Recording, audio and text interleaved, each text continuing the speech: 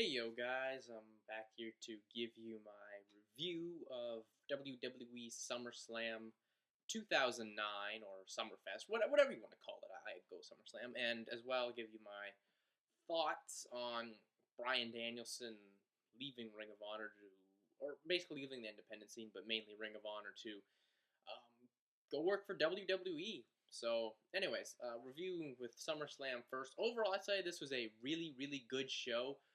Could even give it a really great show or say it was a great show. Only one match I thought really sucked towards the end that was going along really good. But other than that, it a show that actually overachieved. A lot of the matches were really good. I will say that. Like the first match I thought was something that blew me away. The two matches with a couple of young guys in there, like the Intercontinental title match and the tag title match blew me away at how good they were. But anyways, let's review the shows here. And we started off with the first match, which was the Intercontinental Championship. It was Rey Mysterio versus Dolph Ziggler, and this match was just awesome. You can just basically say that this was a really good match. The thing I think that a lot of people are upset that Ziggler didn't go over. I think that's maybe more now a secondary factor, as Rey Mysterio and Dolph himself. You have to give him credit. Got over with the crowd, and for Rey to help get Ziggler over, and especially a crowd in his home state. That's very impressive. There are a lot of dueling chants, a lot of "Let's go Dolph" and 619. So I mean, this match started off really hot for the crowd. I mean, there was just back and forth stuff. Rey hit some big lucha moves. Ziggler would counter them. I mean, there were some big counters. Like, he would hit some big moves. Like, he hit a famouser, a variation of a famouser. And when he rolled, there was like a great false finishes. That was a first false finish. The second one was when Rey did these I believe it was a 619, and then the springboard splash. Ziggler rolled out of the way, and then as soon as that happened, he rolled him up and got a 2. I mean, I was there. I was like, hey, there's new Intercontinental Champion. But the finish of the match was, it looked like Dolph was going for the big gut buster, which he also hit earlier in the match. Not off the top rope or anything, but he hit the move earlier in the match, and he was going for it again. A move that Dean Malenko used to do to Rey Mysterio back in their great matches in WCW. But he's going for that. Rey countered it into a Hurricane Rana, got the pin. And a lot of people said that's a stupid finish. I disagree. At the match they put on, that move, it was a move that came out of nowhere, and Dolph got caught, and that was it. So, really strong opener. I mean, for people who said that Rey Mysterio had lost a step and that injuries had hurt him, look at him now. 2009 has been a really strong year. I mean, his performance in the Elimination Chamber, those matches with Jericho, and now the stuff he's doing with Ziggler. It's definitely the fact that his contract is a little bit different than everyone else. He's actually gets to take time off and heal up, which for the type of style that he's wrestling a more physically harming to the body type style, more than most guys in the WWE. I think that's a beneficiary, and I think maybe a lot more guys should have that type of a contract. That won't happen, but I think a lot of guys should probably get that. Then we got the next match. It was MVP versus Jack Swagger. I was disappointed with this. I've been disappointed with this whole program as a whole, since I thought Jack Swagger and MVP, they're going to put on these great matches. They had really strong promo segments. I had a promo segment on this show that was really strong. Shouldn't have been on here, but it was still really strong. And they just put on disappointing matches. I mean, I'll give them credit for this match for basically being Jack Swagger using his collegiate type of style wrestling against MVP's street style. So the different upbringings in the world clashed in the ring, which should happen in that type of a match. But overall, it wasn't that impressive. It just kind of, no one really got into it. Obviously, the stuff that they had, the matches they had building it up on Raw, didn't help at all, especially that you had 3 matches. In the first one they ever did, MVP took a pinfall, so sucked a lot of the interest out in this program. MVP gets the win, he gets the drive-by and then the playmaker, and that was it. So, whatever. I'm very disappointed to see how well MVP's doing on Raw. I don't think I really mentioned this, but when he first came out after the draft and stuff, crowd was all into him, like, yes, this is going to be one of our new guys that we want, and they just don't care about him anymore. Like, that whole sequence, I guess the way they've been booking him recently, not helping him out at all. Anyways, let me move along to the next match, which, well, we had Nancy O'Dell from Access Hollywood hype one of her the Lou Gehrig's Disease Foundation. Crowd booed her, which, I mean, I wasn't happy to really see her there, kind of take some time away from the show, but I wouldn't have booed her. I thought that was maybe a bit low. Freddie Prinze Jr. was there, but no one seemed to really care that much. Then we went to the next match. This was the Unification Tag Title match. It was a Big Show and Chris Jericho versus Cryme Tyme. Another really, really good match, in my opinion. Cryme Tyme as a whole, wow, have they really improved in ring? This is some of the best work they've been doing. You know, ever since that SmackDown move, you know, stuff with the Hart Dynasty and now of Jericho or Big Show and Chris Jericho. Wow, great stuff. JTG is awesome. Let me just say that. I don't think anyone really thought JTG would be this good. They just thought he'd be maybe the work rate guy and the guy that he gets the heat in there, but he's putting on some really strong performances. Because, of course, everyone knows that everyone in the WWE thinks Shad's going to be the bigger star, but I think JTG's going to be there. I think he could be a strong mid-card guy for a long time when this team eventually breaks up. But, you know, the thing that also helped was, you know, Big Show and Chris Jericho were there. I mean, Big Show really showed up in this one. He worked really well in there with the, you know, matching up with JTG and Shad as well. You know, JTG was in there mostly for Cryme Tyme, but he like I said, he worked well with everyone. And the finish was a really, really good one as well, as JTG struggled to get to that bottom rope.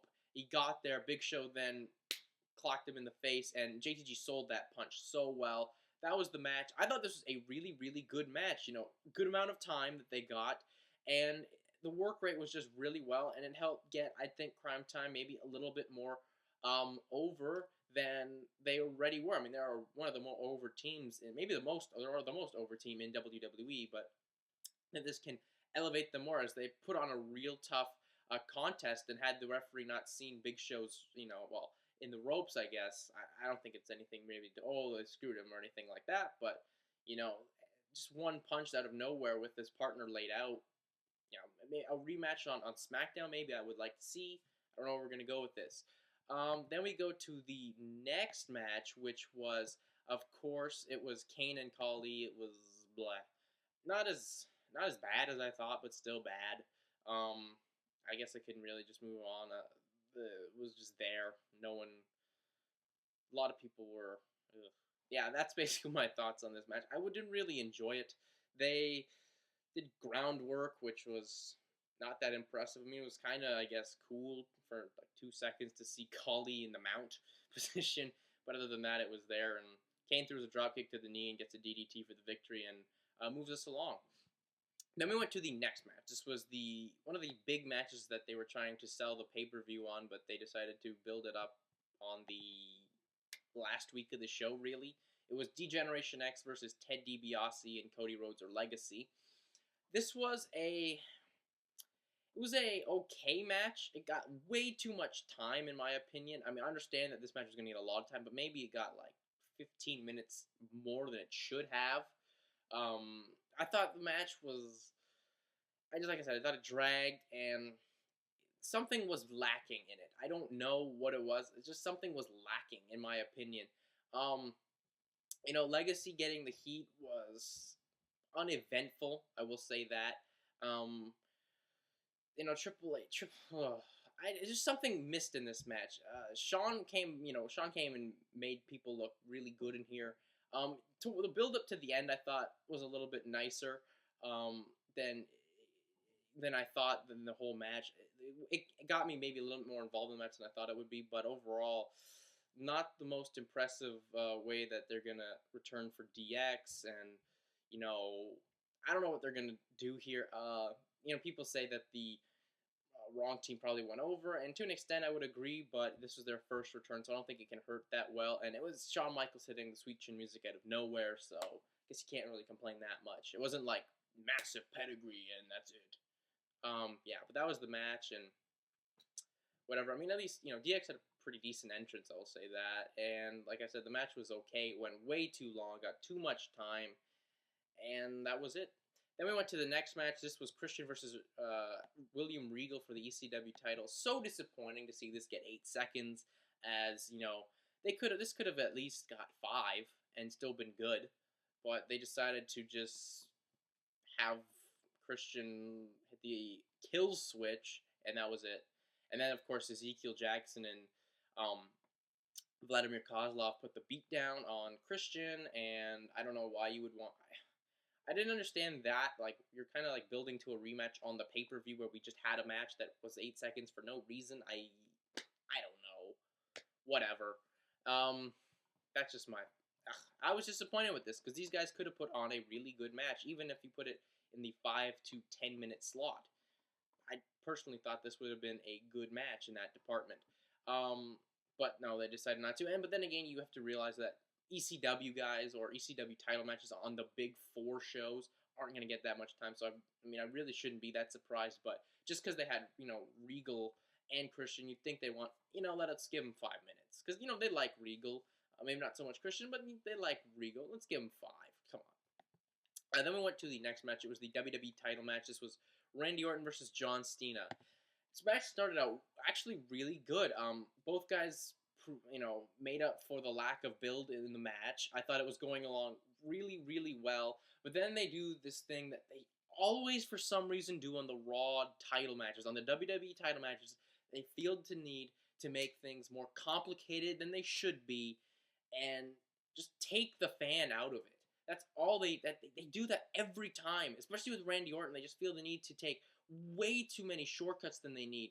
First, Orton gets out, I believe, of an RKO. He's going for an RKO. Cena gets out of it, so he just pushes the referee. I'm like, whatever, that's fine. You're setting up for the next match at the Breaking Point pay-per-view, which is a submission match. Okay, I handle that. But then Lillian Garcia's like, no, and the still WWE and new WWE champion. It's what? You know that he's still the champion. Never mind. Anyways, Lillian Garcia just fucked up royally. Could be WWE sabotaging her, or just the fact that she lost her mind. I don't know. Since Lillian Garcia's done with the company, I believe today, or that was her last contract at SummerSlam. But anyways, then they restart the match. Okay, Orton gets the pinfall again. Using his feet on the rope, or goes get counted out. That's what it does. He gets counted out, but then Vince McMahon, apparently again has restarted the match. Now I don't understand, why wouldn't you want to actually bring Vince out there? The big show, bring him out. Why not bring him out? There's no point in you not having him. Just saying that he just put something in their ear. Oh, let's restart the match. I don't think you want to do this, but it's a big show. You can bring Vince out on this type of a show. So then the match restarts. Orton then rolls up Cena, puts his feet on the ropes, and I'm like, okay, I'll have that as a finish. That's fine. Because he's the heel. He's now finally escaped. And then another referee runs down and says, we gotta restart this thing again. It's fine to do this 1 or maybe even 2 times, but 3 and 4 times kills the match. It just takes you out of it. What was a really, really good match, and I don't know why. Orton and Cena, while the build wasn't good, they put on good stuff. You can't deny that they put on good matches on more than one occasion, and this was one of them. This was turning out to be better than their match they had at SummerSlam 2007. Crowd was really invested in it. Orton and Cena were putting on the big show title match that they should have, but then the booking and WWE be trying to complicate stuff like they always do on these title matches. It takes you out of it. It's just not fair to a fan who is put their money down and just to see this garbage booking, and it really to an extent hurt the show. This is a big match on here. It wasn't the match everyone was looking forward to, but it's a big match on here, and you're expecting it. And then of course he gets it. Orton hits RKO on the ropes, comes in RKO. That's it. So it's like they're trying to make Orton a babyface here, as he defied the odds 4 times. So whatever. So I guess now we're going into Breaking Point with a rematch because of all the shenanigans that went on. There was a fan that ran in when Cena had the STF on Orton, which of course was Brett DiBiase, which obviously tells me that Ted DiBiase will be turning face very, very soon, since he's got that Marine 2 movie coming out, so they want to really market him as a top face. Anyways, that was that. Let's go to, we'll see what they do on Raw, and we go to Breaking Point with, Cena having a submission move, and Orton, he's obviously going to establish one, or more likely, I think he'd beat I don't know. We'll see how things go.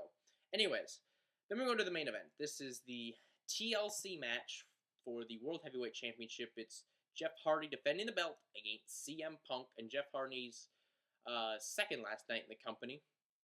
And man, was this a really, really good match. This was really, really good. The stuff they were doing, I mean, people used to knock Jeff Hardy for just being a spot monkey and not trying and blah, blah, blah. You know, this entire run, when you look back in retrospective, dude tried. Dude put on good matches. Dude worked hard. He had, a lot of bumps along the way, but still, he tried, and he worked hard. And this is no exception. He did a lot of stuff that I don't think I would want to do on my last night, but he did it. Like that suplex off the top, the superplex off the top up onto the ladder. I mean, that's just insane. Like, why are you guys doing this? Of course, there was the Swanton bomb off the massive ladder, which was incredible in its own right.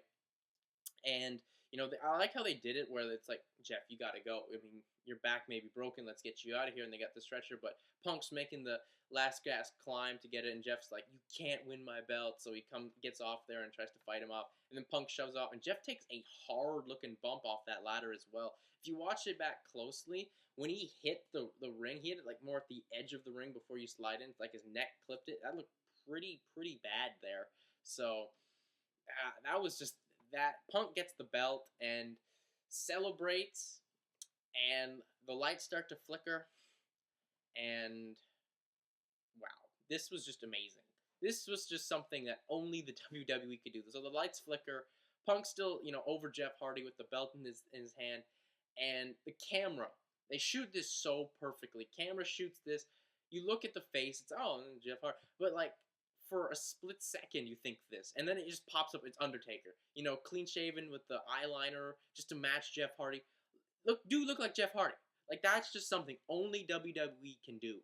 Like, no other wrestling company in the world could do this. He just sits up, chokeslams Punk, and if you actually watch when they showed the replay, Punk made this like 5,000 times better than it was. It was already awesome. Then he made this even more awesome. He looked down. He's like, oh my god. And then, like, at the last second, he realized, oh my god, it's Undertaker. And he gets caught with the choke slam.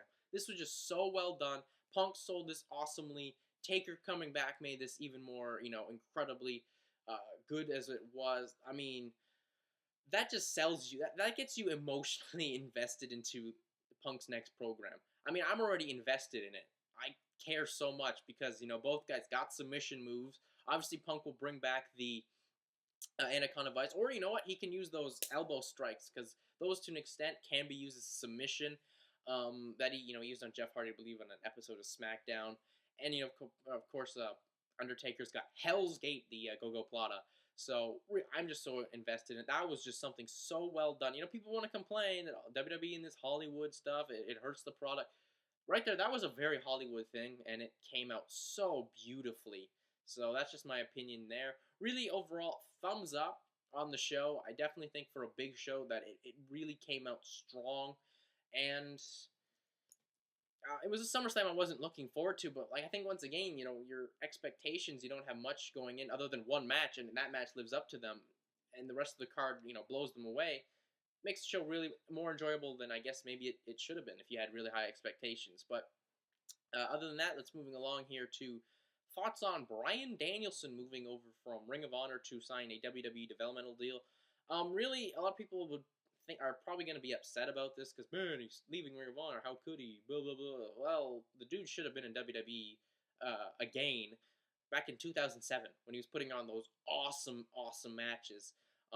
Dude was supposed to win NWA title, and I think, after that little run, probably should have signed with WWE. He'd definitely been looked at. He's been trained by Shawn Michaels. He credits William Regal as one of his big mentors. And he was at the Hall of Fame this year.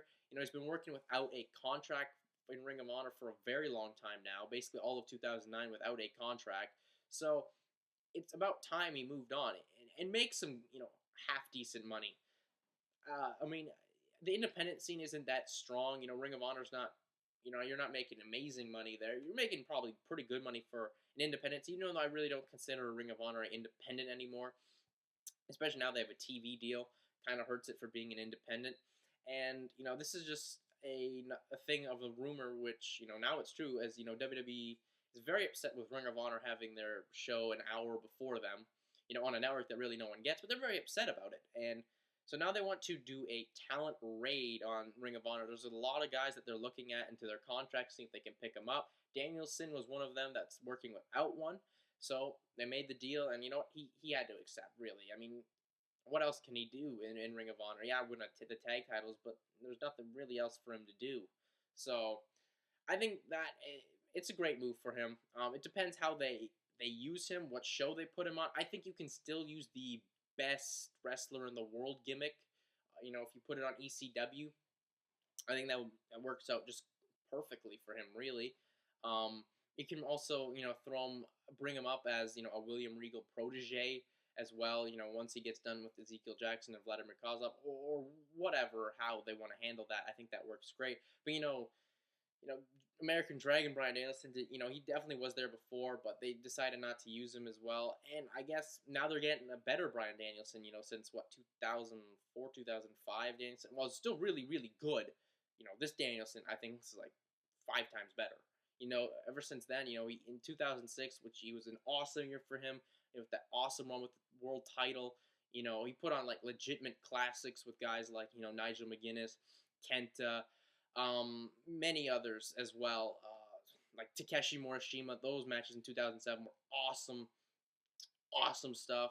So, I mean, it's a big loss for Ring of Honor, as, he's, like, their guy, and I think the crowd really, really cares so much about this guy, one of the most emotionally invested guys. But with Ring of Honor, I think a lot of people just go to their shows, are big fans of it, because they know they're going to get good matches, and there'll be another great guy out there. I mean, they still, at the moment at least, have a Nigel McGuinness out there. They have a Tyler Black. They have Austin Aries, who's right now one of the most entertaining guys in the business.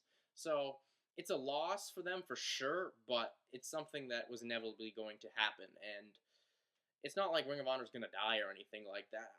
So at this rate, I mean, people are saying, well, they haven't paid their talent or anything, but no, they have. They missed payments, but Kerry Silkin made up for it. So I'm not too worried about the Ring of Honor promotion as a whole crumbling. So anyways, that's really it for this video. I'm out. Peace.